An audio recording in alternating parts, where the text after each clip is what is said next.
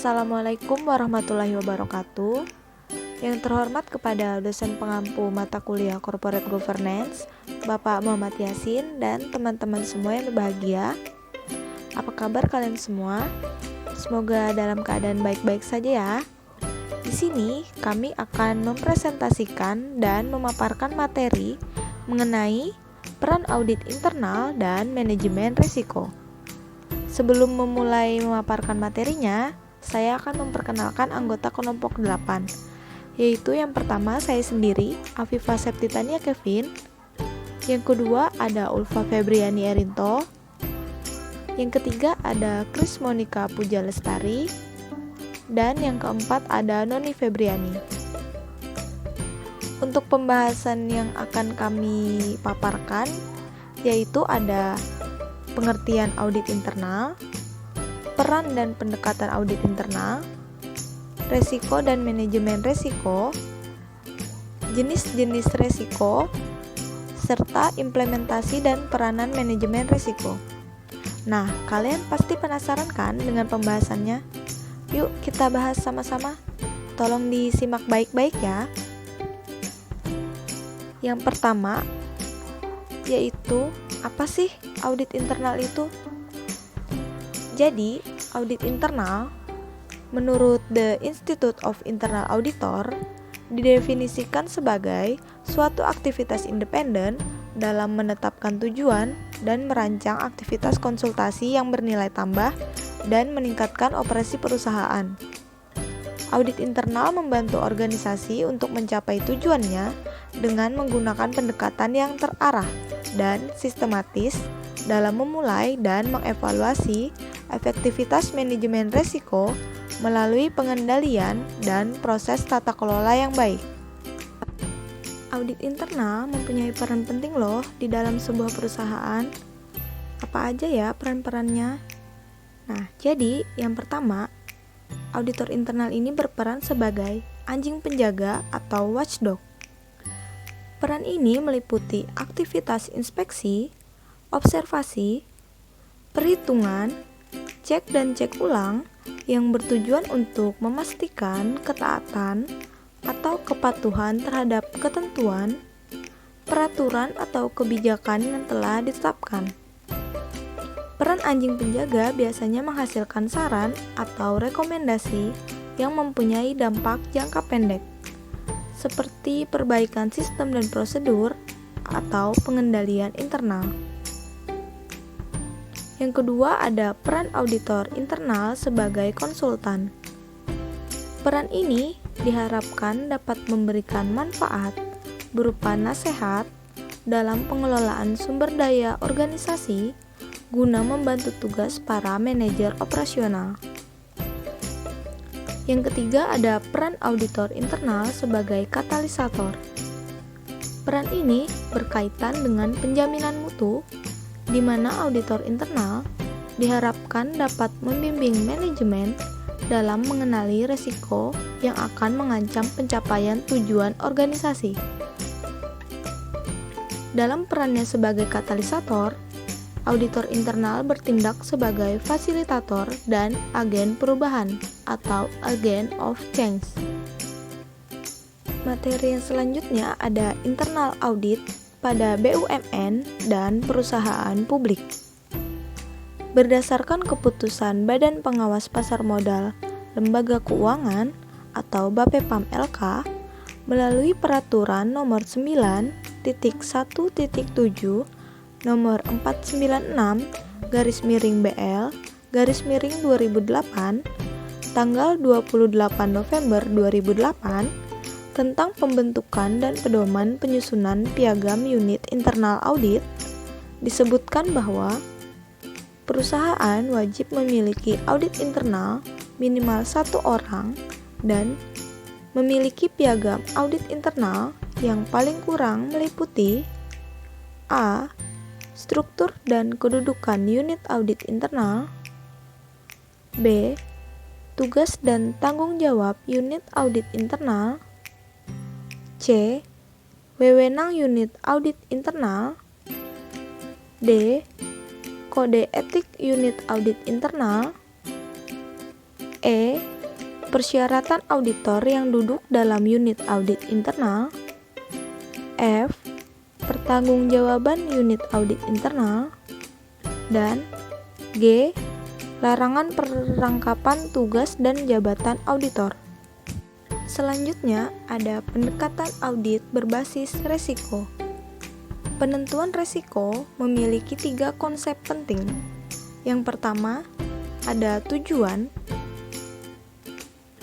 Tujuan merupakan hasil yang diharapkan dapat dihasilkan oleh suatu proses atau bisnis. Yang kedua, resiko.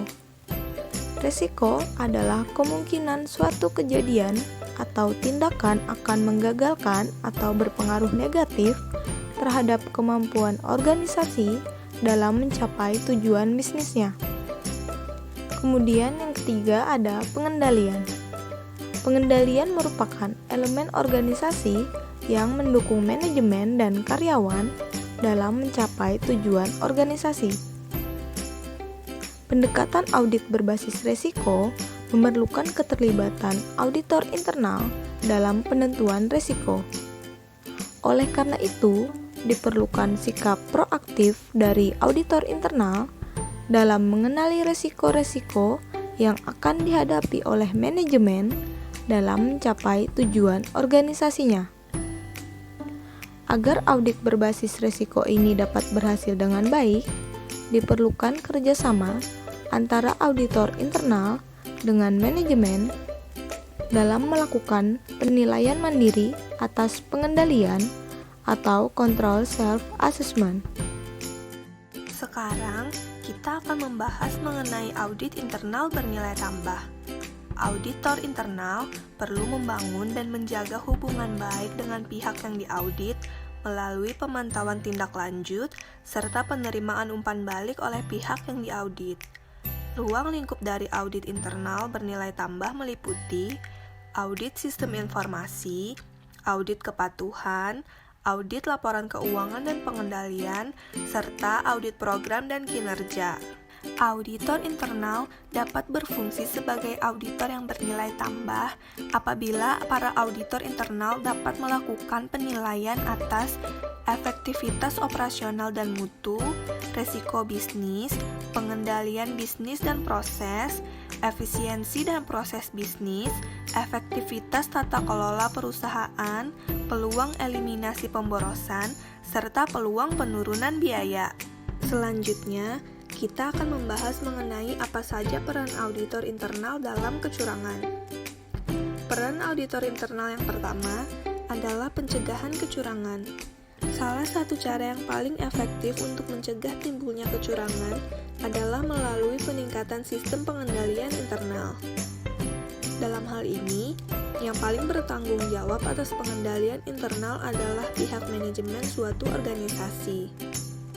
Dalam rangka untuk mencegah terjadinya kecurangan, maka berbagai upaya harus dikerahkan untuk membuat para pelaku kecurangan tidak berani melakukan kecurangan. Auditor internal bertanggung jawab untuk membantu pencegahan kecurangan dengan cara melakukan pengujian atas kecukupan dan keefektifan sistem pengendalian internal dengan mengevaluasi seberapa jauh risiko potensial telah diidentifikasi. Peran auditor internal yang kedua adalah pendeteksian kecurangan. Deteksi kecurangan mencakup identifikasi indikator-indikator kecurangan yang memerlukan tindak lanjut auditor internal untuk melakukan investigasi. Auditor internal perlu memiliki keahlian dan pengetahuan yang memadai dalam mengidentifikasi indikator terjadinya kecurangan. Auditor internal harus dapat mengetahui secara mendalam mengapa seseorang melakukan kecurangan, termasuk penyebab kecurangan, jenis-jenis kecurangan, karakteristik kecurangan, modus dan teknik-teknik kecurangan yang biasa terjadi. Apabila diperlukan, dapat juga menggunakan alat bantu berupa ilmu akuntansi forensik untuk memperoleh bukti audit yang kuat dan valid. Akuntansi forensik merupakan suatu integrasi dari akuntansi, teknologi informasi, dan keahlian investigasi. Lalu, peran auditor internal yang terakhir adalah penginvestigasian kecurangan. Investigasi merupakan pelaksanaan prosedur lebih lanjut bagi auditor internal untuk mendapatkan keyakinan yang memadai apakah kecurangan yang telah diidentifikasi tersebut memang benar-benar terjadi. Pelaksanaan audit investigasi mengikuti work instruction serta ketentuan yang telah ditetapkan oleh standar profesi audit internal maupun organisasi Institute of Internal Auditor. Lalu, kita akan membahas mengenai apa peran auditor internal dalam mewujudkan good corporate governance. Keterkaitan antara auditor internal dan good corporate governance bisa dilihat dari definisi, tujuan, ruang lingkup, wewenang tugas dan tanggung jawab auditor internal yang dihubungkan dengan prinsip-prinsip good corporate governance. Dilihat dari definisinya, audit internal merupakan aktivitas independen yang memberikan jaminan keyakinan serta meningkatkan kegiatan operasi perusahaan. Auditor internal membantu organisasi dalam mencapai tujuan, mengevaluasi dan meningkatkan keefektifan manajemen risiko, pengendalian, serta proses peraturan dan pengelolaan perusahaan. Selanjutnya mengenai resiko dan manajemen resiko. Dalam dunia bisnis, ketidakpastian beserta resikonya merupakan sesuatu yang tidak dapat diabaikan begitu saja. Bahkan apabila mengharapkan kesuksesan dalam berbisnis, kita harus memperhatikannya secara cermat loh. Resiko yang sering dihadapi perusahaan ini biasanya berupa kebakaran, kerusakan, kecelakaan, pencurian, penipuan, kecurangan atau fraud, penggelapan dan sebagainya yang dapat menimbulkan kerugian bagi perusahaan. Oleh karena itu, manajemen perusahaan harus berusaha untuk menanggulanginya dengan berupaya mengurangi unsur ketidakpastian agar dampak kerugian yang ditimbulkan dapat dihilangkan atau diminimalisasi. Kemudian ada manajemen resiko. Ternyata resiko ini dapat ditanggulangi dengan berbagai cara loh. Penanggulangan resiko ini merupakan tugas manajemen resiko. Manajemen resiko ini melaksanakan fungsi-fungsi manajemen dalam penanggulangan resiko, terutama resiko yang dihadapi oleh organisasi atau perusahaan. Fungsi tersebut mencakup kegiatan merencanakan, mengorganisasi, menyusun, memimpin, atau mengordinasi, dan mengawasi, termasuk mengevaluasi program penanggulangan resiko.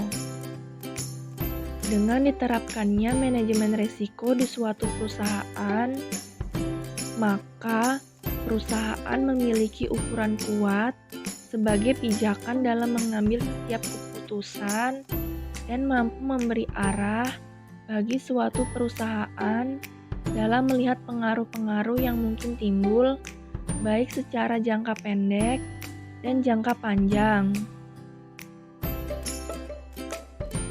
Kemudian ada jenis-jenis resiko.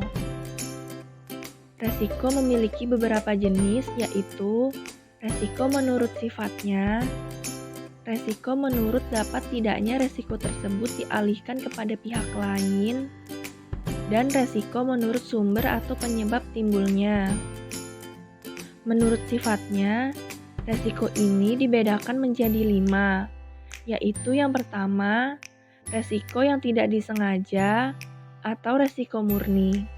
Kedua, resiko yang disengaja atau resiko spekulatif. Ketiga, resiko fundamental. Keempat, resiko khusus. Dan yang kelima, resiko dinamis. Lalu, menurut dapat tidaknya resiko tersebut dialihkan kepada pihak lain, resiko ini dibedakan menjadi 2, yaitu yang pertama resiko yang dapat dialihkan kepada pihak lain, dan yang kedua resiko yang tidak dapat dialihkan kepada pihak lain.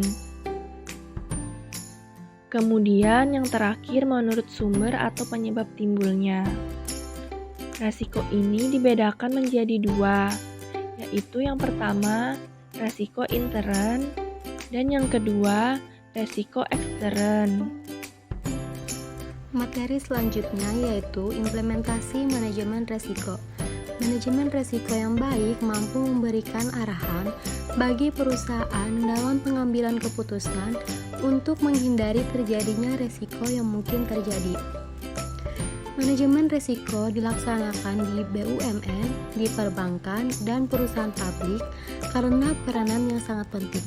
Di sini saya akan mencoba menjelaskan satu persatu. Yang pertama, manajemen resiko di BUMN.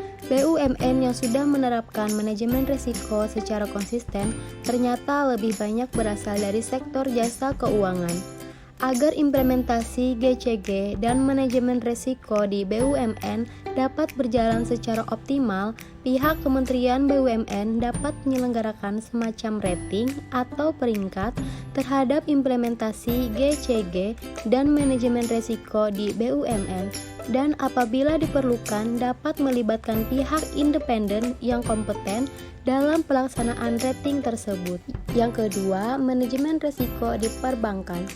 Bank memiliki kewajiban untuk menerapkan manajemen risiko yang mencakup yang pertama, risiko kredit, yang kedua, risiko pasar, yang ketiga, risiko likuiditas, yang keempat, risiko operasional, yang kelima, risiko hukum, yang keenam, risiko reputasi, yang ketujuh, risiko strategis, yang kedelapan, risiko kepatuhan, yang kesembilan, risiko imbal hasil, yang kesepuluh, risiko investasi. Selanjutnya yang ketiga, manajemen risiko di perusahaan publik. Komite Nasional Kebijakan Governance atau KNKG pada tahun 2011 telah menerbitkan konsep pedoman penerapan manajemen risiko berbasis governance.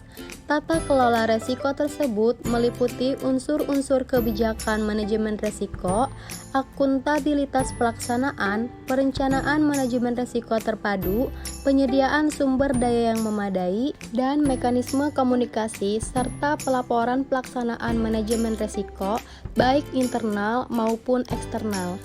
Materi selanjutnya, peranan manajemen risiko.